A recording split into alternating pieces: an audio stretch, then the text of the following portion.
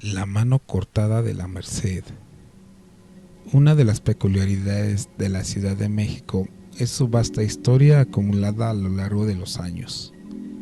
Prácticamente desde la época de los aztecas, este país tiene muchos relatos que narran hechos tanto fantásticos y por lo mismo probablemente falsos, como los de carácter histórico, y que aún se conservan en la actualidad de una manera u otra, intentando explicar el porqué de su existencia. Una de estas historias es la conocida como la mano cortada de la Merced, misma que se puede visitar si usted gusta de visitar lugares excéntricos en las calles de Carranza y Manzanares del centro histórico de la Ciudad de México.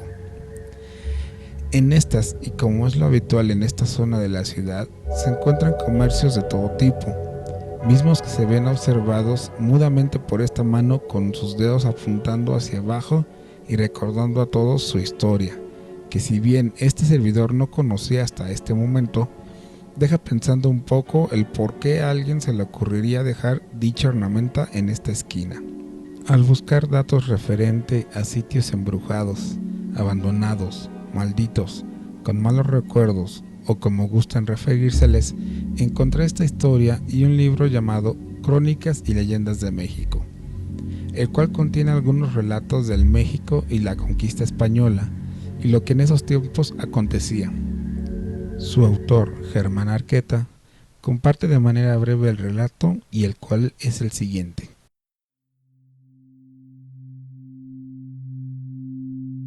Cuando el fraile del convento de la Merced cerró el gran portón de madera del templo y apagó pacientemente veladoras, linternillas de aceite y los cirios que alumbraban a los santos y al altar mayor, nunca imaginó que un hombre de 40 años se encontraba agazapado tras una de las grandes columnas del recinto, quien con un movimiento ágil para esconderse mejor, se metió en un confesionario. El hombre que acechaba y que estaba parapetado en el enorme silencio del templo era José María Salinas, quien olía la dulce fragancia del roble. Trataba de moderar su respiración y relajar así los latidos del corazón que amenazaba salir huyendo con sus miedos. Estaba ahí para robar las joyas valiosas que ornamentaban a los santos y a la Virgen de la Merced que embellecían el altar. Cuando el anciano fraile cruzó la puerta que lo llevaría al claustro para dormir en su celda, José María Salinas encendió un pequeño cabo de cirio para despejar la gran oscuridad y el silencio que cobijaba a las imágenes divinas. Todo empezó cuando José María Salinas reunió a dos amigos para persuadirlos de que robaran las joyas sagradas del templo de la Merced. Él les informó que ya sabía a qué hora se descuidaban y cerraban el templo los frailes mercedarios. Sus amigos, también malandros como él, dudaron en acompañarlo. Es un templo, y eso es pecado de condenación. Ante la negativa, José María decidió robar solo la casa de Dios, y así fue. Entraba el mes de abril de 1823, con lluvias abundantes para las tierras de labranza y con aguas que encharcaban las calles maltrechas y abandonadas de la Ciudad de México. Ahora estaba dentro del templo. Pasaban de las 2 de la mañana cuando José María Salinas se movió de su escondite, justo en el momento en que uno se entrega al sueño más profundo del sueño mismo. Detuvo su miedo ante tantas imágenes sacras, dirigió sus pasos al altar mayor para extraer de uno de los sagrarios el sol de oro de la custodia.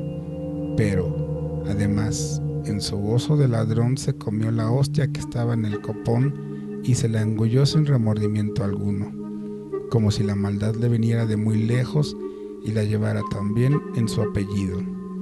De otro sagrario tomó un copón de plata y oro macizo.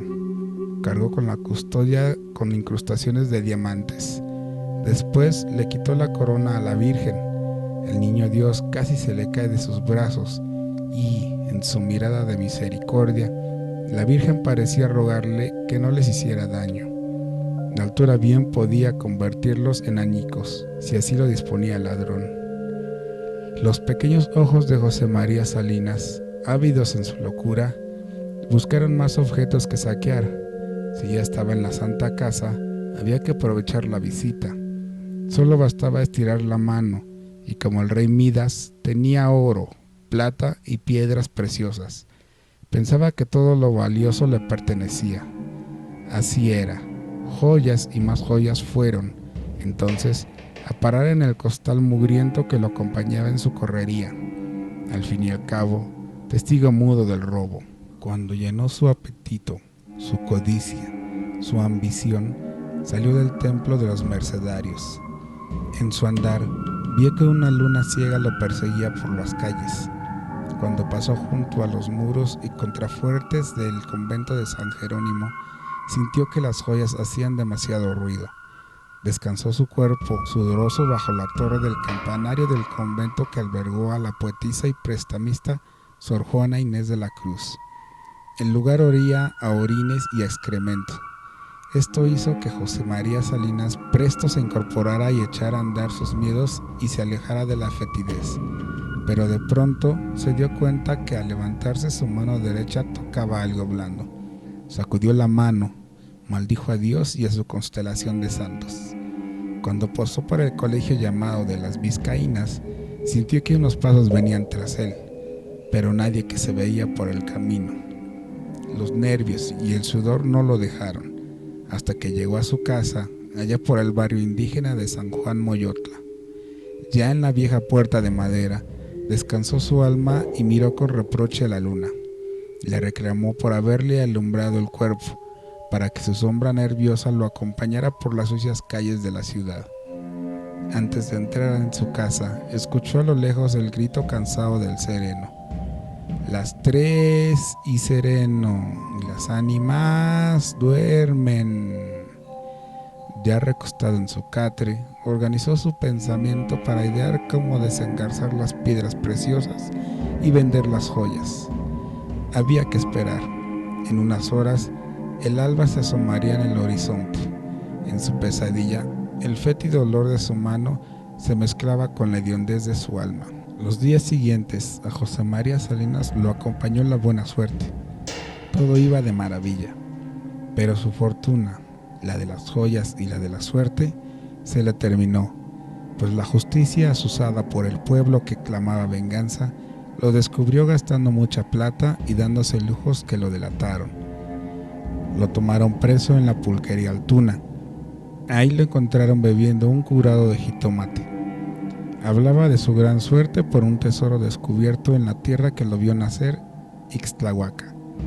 Aseguraba que un aparecido lo había llevado a unas ruinas, donde encontró un barril con muchas monedas. Por supuesto que la justicia no le creyó su cuento del aparecido y la benigna vida ahí se le terminó. Llevaron al ladrón a la cárcel de la Cotada, situada en la calle del Calvario, hoy Avenida Juárez, esquina con Bucareli. El juicio no duró muchos días. El pueblo pedía su cabeza y la justicia se movió al ritmo del descontento popular.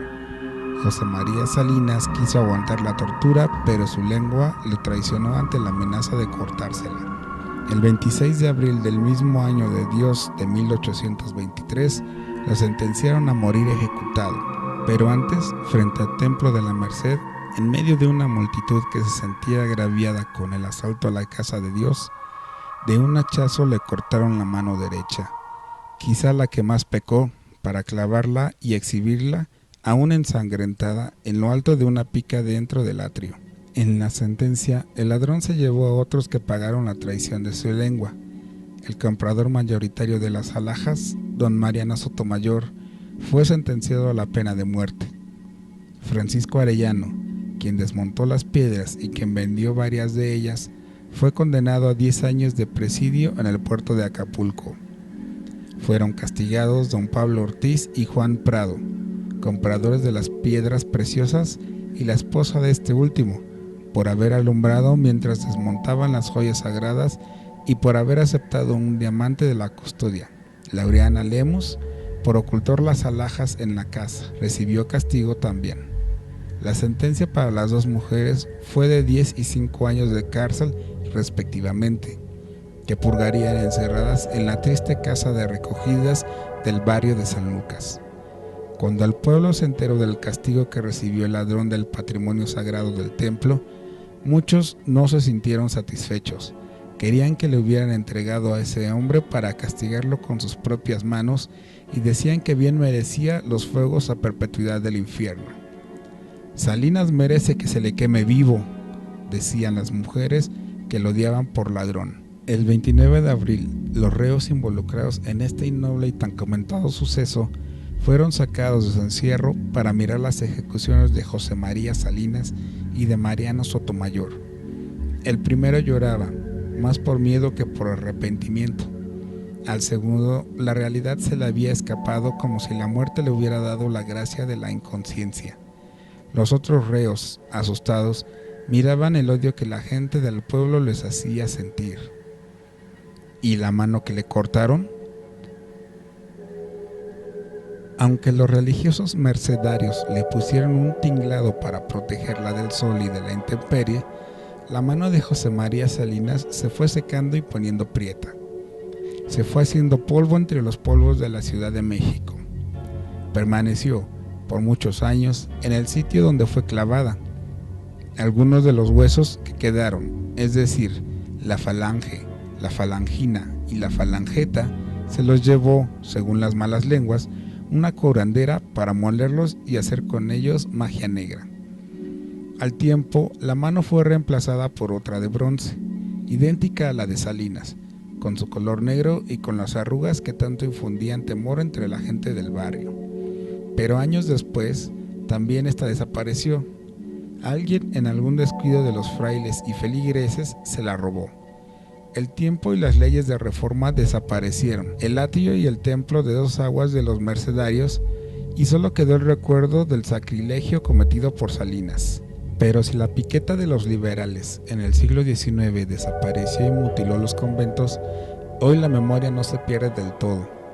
Sí, porque la mano derecha de José María Salinas está, para vergüenza de los ladrones que desean el patrimonio ajeno, en la esquina de las calles de Jesús María y de Uruguay. Ahí está ahora, ya no es de bronce sino de piedra. Un gran clavo la dejó detenida en medio del capricho de dos estilos que adornan esa casa colonial: el barroco, de bella hornacina con su santo, y el rococó sobrepuesto en una hornacina que adorna la entrada de una vinatería.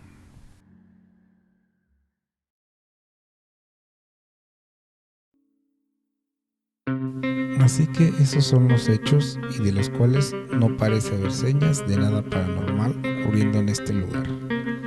Ciertamente sería peculiar encontrarse con semejante adorno en la calle donde uno vive, y tener que pasar perturbaría más de uno en su recorrido diario, sabiendo lo que pasó ahí. Sin duda que siempre se queda uno pensando en qué secretos guarda cada calle de esta ciudad, y de si alguna vez serán descubiertos y explicados.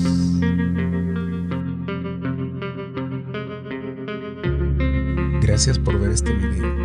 Si te interesa este tipo de temas, puedes ver otros trabajos en mi canal. Hasta la próxima vez, se despide de ustedes la voz del Daimon Errante.